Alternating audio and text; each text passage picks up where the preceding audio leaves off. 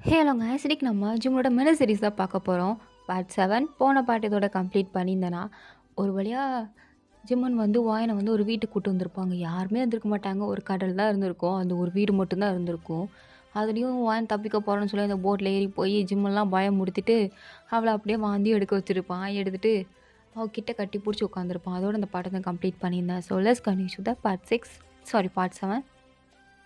"நீ போமாட்டில்ல?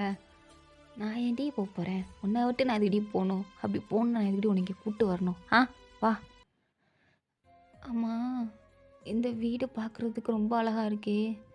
இந்த இடத்த வாங்குறதுக்கு உனக்கு கிட்டத்தட்ட எவ்வளோ செலவாச்சு? இப்போ அத தெரிஞ்சுட்டு நீ என்ன பண்ண போற?" கேட்டோம். "வேற ஒன்றும் இல்ல." "ஒன்றும் கேட்க வேணாம். வா" அப்படின்னு அவளை கையை பிடிச்சி எடுத்துகிட்டு போகிறான். சாப்பாடுலாம் இருக்கு. வாயின பார்த்து, "சாப்பிட்றி. பசிக்கலையா?" "இல்ல பசிக்குது. நான் சாப்பிட்றேன்." குட் குட் சாப்பிடு அப்படின்னு அவளுக்கு சாப்பாடுலாம் கொடுக்குறான். அவளும் உட்காந்து சாப்பிட்றா. இவனும் ஃபுல்லாக சாப்பிட்டு முடிச்சுட்டு வானே ஒரு மாதிரி பார்த்துட்ருக்க. வாயனும், இப்போ என்ன நான் தட்டு கழுவணுமா? அதான் என்ன ஒரு மாதிரி பார்த்துட்ருக்கியா? இல்லை, நீ இந்த தட்டெல்லாம் கழுவ வேண்டாம். அதை கழுவ ஆள் வருவாங்க. அப்போ ஏன் என்ன ஒரு மாதிரி பார்த்துட்ருக்க? நான் புருஷன் தானே, உன்னை பார்க்கக்கூடாதா? இல்லை, எனக்கு பயமாக இருந்தது நீ இப்படி பார்க்க.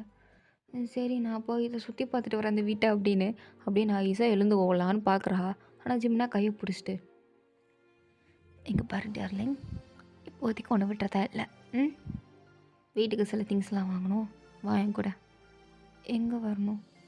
"நம்ம போட்டில் ட்ராவல் பண்ணி கொஞ்சம் தூரம் தள்ளி ஒரு சின்ன கிராமம் இருக்குது. அங்கே போய் திங்ஸ்லாம் வாங்கிட்டு வரலாம். நீ மட்டும் போ." "ஏன், நான் போனதுக்கு அப்புறம் இங்கேருந்து தப்பிச்சு போறியா?" "ஏன் நீ அப்படியே பேசிகிட்டு இருக்க? நான் அப்படிலாம் ஒன்றும் போக மாட்டேன்." "நான் வரல." "வரமாட்டியா? சரி வர்றேன்." அப்படின்னு அவளும் வர்றா. ஜிம்முன்னு தான் ஒரு பார்வை தான் பார்த்துருப்பான். அது வரமாட்டியான்னு அவளே கன்வின்ஸ் ஆகி வர ஆரம்பிச்சிட்டா. ஸோ 2 பேரும் அப்படியே நடந்து போகிறாங்க. வாயின் கேட்குறா, "நீ போட்டில் தானே ட்ராவல் பண்ணி போகலான்னு சொன்னேன். இப்போ என்ன இங்கே நம்ம நடந்து போயிட்டுருக்கோம், அதுவும் காட்டு பாதையில்?" "ஐயோ, உனக்கு தான் போட்டில் போய் வாந்தி எடுத்தியே, திருப்பியும் இப்போ சாப்பிட்ருக்க. போட்டில் போனால் மறுபடியும் வாந்தி எடுத்துருவேன். அதான் நம்ம நடந்து இங்கே ஒரு கன்வீனியன்ஸ் ஸ்டோர் இருக்குது, அங்கே போகலாம்." "இருக்கா?" "இருக்குடி, வாடி." "ஆனால் எனக்கு கால் வலிக்குதே, ரொம்ப தூரம் நடக்க முடியாது. என்னை தூக்கிட்டு போ." "தூக்கிட்டு போகணுமா? சரி வா." அப்படின்னு அவளை பிக்கி பேக் தூக்கிட்டு போயிட்டுருக்கான். அவன் இனிமே நல்லா சந்தோஷமாக உட்காந்து வந்துட்டுருக்கா. ஒரு வழியாக ஒரு மெயின் ரோடு மாதிரி தெரியுது. ஸோ அந்த ரோட்டுக்கு அங்கிட்டு வந்து ஒரு கன்வீனியன்ஸ் ஸ்டோர் இருக்குது. இனிமே என்னடா இங்கே ஸ்டோர் இருக்குது, பக்கத்தில் பெட்ரோல் பங்க் இருக்கே, பரவாயில்லையே அப்படின்னு அந்த பெட்ரோல் பங்க் கிட்ட ஒரு காஃபி ஷாப் இருக்கும். அங்கே போய் உட்காந்து காஃபி குடிச்சிட்டு இருக்க. ஜிம்முன்னு எல்லா திங்ஸையும் வாங்குறான். வாங்கிட்டு வாயன் எங்கடா காணுமே, எங்கே ஓடிக்கிடி போயிட்டாளா அப்படின்னு அந்த கன்வீனியன்ஸ் ஸ்டோர் ஃபுல்லாக சுற்றிட்டு இருக்கும்போது அங்கே ஒரு ஆன்ட்டி இருப்பாங்க. அவங்க பார்த்துட்டு, "தம்பி தம்பி, யாரை தேடிட்டு இருக்கீங்க? இல்லை என் பொண்டாட்டி தேடிட்டு இருக்கேன்." "இது இந்த வெள்ளை கலர் சட்டையை போட்டுட்டு இருந்ததே, அது உன் பொண்டாட்டியாப்பா?" ஆமாம்மா, அவ தான். எங்கே போனா, ஓடிட்டாளா?" "இல்லைப்பா, அங்கே பாரு, எதுக்கு இருக்க காஃபி ஷாப்பில் தான் காஃபி குடிச்சிட்டு இருக்கு பாரு." "அங்கே இருக்காளா? பார்க்கல. சரி ஆண்டி, தேங்க்யூ." "சரிப்பா, பொண்டாட்டி காணோன்னே இப்படி பதறியே, உன் பொண்டாட்டி மேலே என்ன அந்தளவுக்கு காதல் வச்சுருக்கே என்ன? உன் உயிரையே உன் பொண்டாட்டி மேலே தான் வச்சுருக்க போல, இப்படி துடிச்சிட்ருக்க." இப்போ நீங்கள் கேட்குற கேள்விக்கு ஆமான்னு சொல்லவா, இல்லை இல்லைன்னு சொல்லவா? ஆனால் ஒரு வகையில் நீங்கள் கேட்குறதும் கரெக்டு தான் அப்படின்ட்டு போகிறான். அவங்களுக்கு புரியல. இப்போ எதுக்கு என்னை கொலைப்பிட்டு போகிறான் அப்படின்ற மாதிரி தான் அவங்க பார்த்துட்ருக்காங்க. ஜிம்முன் ஆனால் நேராக வாங்கிக்கிட்ட போய், "ஏய் பைத்தியக்காரி, சொல்லிட்டு வர மாட்டியா? நீ பாட்டுக்கு வந்துட்ட." "இல்லை, எனக்கு காஃபி குடிக்கணும் போன்னு இருந்துச்சா, அதான் வந்துட்டேன். உன்கிட்ட சொல்லிட்டு வரணும்னு நினச்சேன், பட் மறந்துட்டேன், சாரி."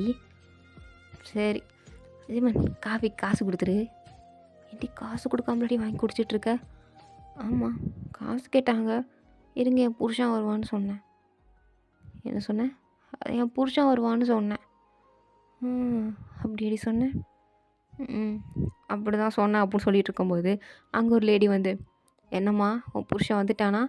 உன்னை பார்த்தா காசு கொடுக்குற பொம்பளை மாதிரி தெரிலையே, எங்கே உன் புருஷன்?" "ஏதோ இவன் தான் என் புருஷன், வாங்கிக்கோங்க காசு இவன்ட்ட." "தம்பி இருங்க கொடுக்குறேன்." அப்படின்னு கொடுத்துட்டு, வா அப்படின்னு கூப்பிட்டு போகிறான். ஜிம்முனுக்கு ஆனால் லைட்டாக சந்தோஷமாக இருக்குது, இப்படி வாழ்கிறதும் நல்லா தானே இருக்குது அப்படின்னு தோணுது.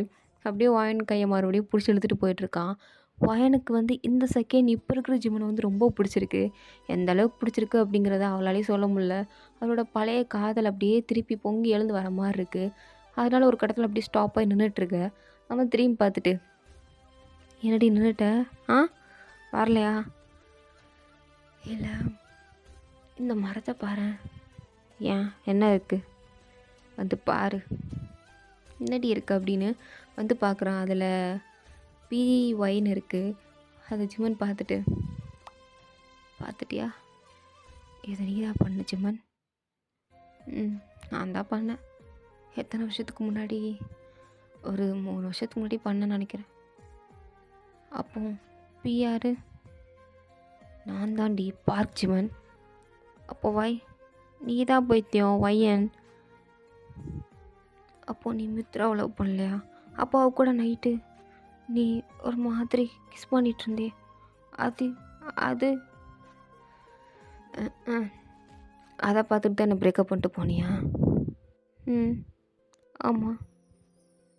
அது மட்டும் இல்லாமல் மித்ரா என்கிட்ட என்ன சொன்னான்னா, ஜிமன் உன்னெல்லாம் லவ்வே பண்ணல, உன்னையா யாராவது லவ் பண்ணுவாங்களா? அவன் ஜஸ்ட் உன் கூட 1 டே இருக்கணும்னு நினைக்கிறான். ஸோ நீ அவனை ஃபுல்ஃபில் பண்ணிடு, அவன் உன்கிட்ட போயிடுவான். இல்லையா அவனை விட்டுட்டு போயிடு. அவன் என்ன தான் லவ் பண்ணுறான், நான் யாருன்னு தெரியும்ல, என்னோடய ஸ்டடீஸ் தெரியும்ல, என் ஸ்டைல் தெரியும்ல, என் டிசைன் தெரியும்ல அப்படின்னு ஏதோ பெரிய மேனாமணிக்கு மாதிரி பேசினான். நானும் சரியாக போயிருக்குமோ, ஏன்னா நீங்கள் 2 பேரும் க்ளோஸாக எடுத்த பிக்ஸ் இருந்தது, கிஸ் பண்ண மாதிரியான பிக்ஸ் இருந்தது. ஸோ நான் நேர்லேயே பார்த்தேன் நீங்கள் 2 பேரும் கிஸ் பண்ணுறத.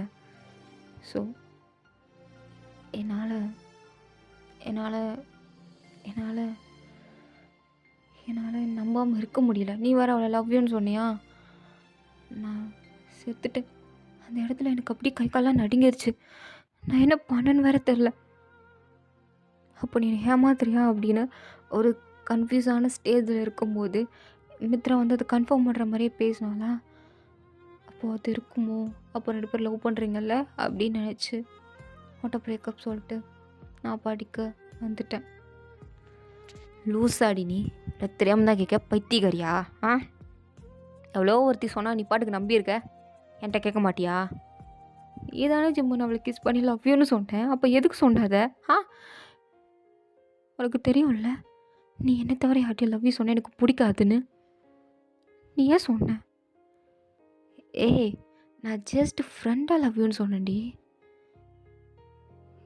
புரியலையே நீ என்ன சொல்கிறேன்னு இப்போ வரைக்கும் எனக்கு புரியல ஜிம்மன். அன்றைக்கே அப்படி நடந்துக்கிட்டேன்னு தெரில, இப்போயே இப்படி நடந்துக்கிறானோ எனக்கு தெரில. பட் எனக்கு ஒன்று பிடிக்கும் ஜிம்மன். எனக்கு உண்மையாக உன்னை கல்யாணம் படிக்க போகிறத நினச்சா உண்மையே சொல்லுவேன், எனக்கு செம்ம ஹாப்பியாக இருக்குது. உன்னை கல்யாணம் பண்ணிக்கணும்னு நான் நினச்சது உண்மை தான். உன் கூட இருக்கணும்னு நினச்சேன். ஆனால் கல்யாணம் பண்ணிக்கிட்டதுக்கப்புறம் எப்படி இருக்கிறதுன்னு தான் தெரில. அதான் நான் முழிச்சிட்ருக்கேன். பட் நான் உன்னை கல்யாணம் பண்ணிக்கிட்டதை நினச்சி சந்தோஷப்படுறேன். ஆனால் மித்ரா அவள் திருப்பி வந்தது என்னால் ஏற்றுக்க முடியல ஜிம்மன்.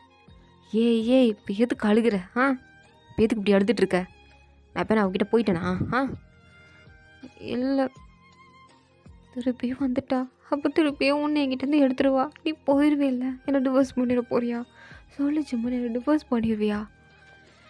நான் எதுக்கடி உன்னை டிவோர்ஸ் பண்ணணும்? ஆக்சுவலாக எங்கள் அப்பாட்டையும் அம்மாட்டையும் நான் தாண்டி சொன்னேன் உன்னை கல்யாணம் பண்ணிக்கணும், அவங்க வீட்டுக்கு போய் பொண்ணு கேளுங்க அப்படின்னு சொன்னதே நான் தாண்டி. உங்கள் அப்பா கம்பல் பண்ணதே நான் தாண்டி. ஏன்டி உனக்கு இது புரிய மாட்டேங்குது? என்ன அப்போ நீ தான்? நான் தான் இது எல்லாத்தையும் பண்ணேன். எனக்கு நீ வேணும், எப்படியாவது உன்னை அடையணும்னு நினச்சேன். அது அந்த வகையில் மட்டும் கிடையாது, லைஃப் லாங். அதுக்காண்டி உன்னை கல்யாணம் பண்ணிக்கணும், சந்தோஷமாக வாழணும்னு ஆசைப்பட்டேன், கல்யாணம் பண்ணிக்கிட்டேன். அதுக்கப்புறமா அது உருப்படியாக இருப்பேன்னு நினச்சா நீ பழையபடி வேதாளம் முருங்கை மாத்தில் என்ன மாதிரி ரியாக்ட் பண்ணியா? எனக்கும் வந்துச்சு. ஸோ அதனால் கொஞ்ச நாள் உங்ககிட்ட அரகண்டாக பிஹேவ் பண்ணேன், அவ்வளோதான். அப்போது மித்ரா பார், நீ என்னோட wife, N love, my every thing, ஓகேவா? அவள் என்னோட ஜஸ்ட் ஃப்ரெண்ட். அன்றைக்கி அவளை கிஸ் பண்ணது 2 கிராம் விளாண்டுக்கிட்டு இருந்தோம். அப்போ இந்த ஜேகே பையன் 2 டேரில் எனக்கு டேர் கொடுத்துட்டான். நீ ஏதாவது பண்ணியே ஆகணும் அப்படின்ட்டான். என்ன பண்ணணுன்னு கேட்டதுக்கு இவளை கிஸ் பண்ணி லவ் யூ சொல்லணும்னு சொன்னான். நான் முடியாதுன்னு தான் சொன்னேன். பசங்க அவனை விடலை. உனக்கு தான் தெரியும்ல, பசங்க முன்னாடி எப்பயும் நான் கெத்தாக இருக்கணும்னு நினைப்பேன். அவங்க சொல்கிறத அப்படி சேலஞ்சு அசால்ட்டாக முடிக்கணும்னு தான் நினைப்பேன்.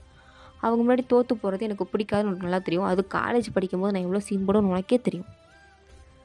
ஸோ அதனால் மட்டும்தான் நான் அவளை கிஸ் பண்ணி லவ் யூ சொன்னனே தவிர்த்து வேறு எந்த வித கான்வர்சேஷனும் எங்களுக்கு அதுக்கடுத்து கிடையாது. ஏன் அவளை நான் கிஸ் பண்ணன்னு நினச்சிட்டு இருக்கியா? என் லிப்ஸு ஃபர்ஸ்ட் ஆஃப் ஆல் டச்சே ஆகலை. நடுவில் என்னோடய தம் ஃபிங்கர் வச்சுருந்தேன்.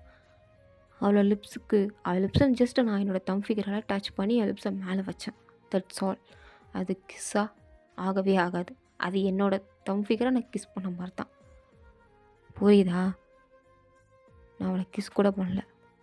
லவ் யூ சொன்னால் ஜஸ்ட் ஃப்ரெண்டாக சொன்னேன். எனக்கு ஃப்ரெண்டாக அவளை பிடிக்கும், அவ்வளோதான். அதான் சொன்னேன். ஆனால் நீ அதை பார்த்துட்டு ஒரு சீன் க்ரியேட் பண்ண பார்த்தியா? ஏதோ உனக்கு துரோகம் பண்ணிட்ட மாதிரி, என்னை கெட்ட மாதிரி நீ அங்கே எல்லோரும் முன்னாடி ஒரு சீன் க்ரியேட் பண்ணி எனக்கு அதுதான் பிடிக்கல, அதுதான் கோவம் வந்துச்சு, அதுதான் நானும் உன்னை அப்படியே விட்டேன். நீ என்னன்னா ஒரு ஐடியா போயிட்ட. ஒரு கட்டத்தில் என்னால் நீ இல்லாமல் இருக்க முடியாதுன்னு தெரிஞ்சு போச்சு. அதான் கல்யாணம் பண்ணிக்கிட்டேன்.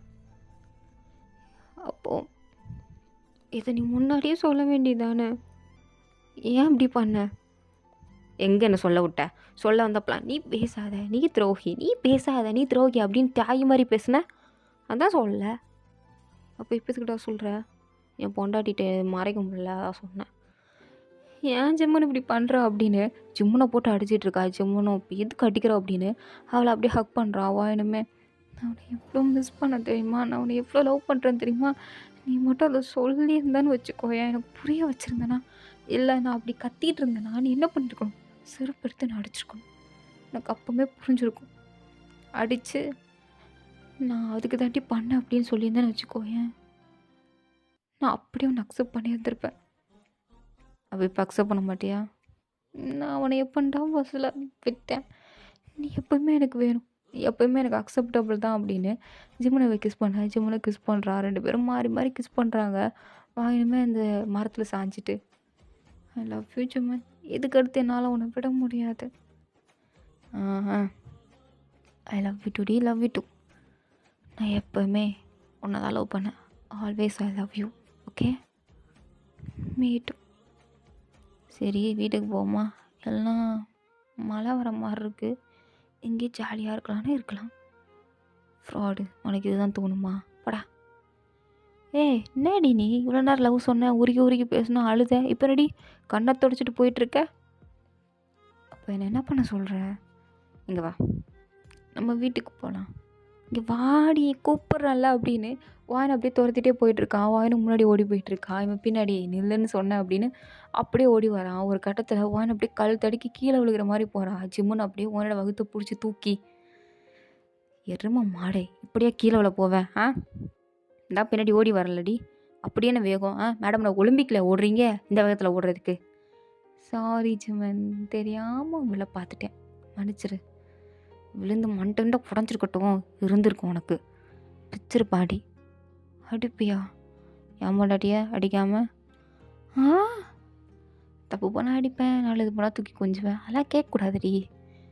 என் பொண்டாட்டி தானே, உன் மேலே அக்ரெசிவாக இருக்கிறதுல என்ன தப்பு இருக்குது, வா அப்படின்னு அப்படியே அவளை இழுத்துட்டு போகிறான். வாயனும் அவளோட கையை பிடிச்சி சிரிச்சிட்டே போகிறா.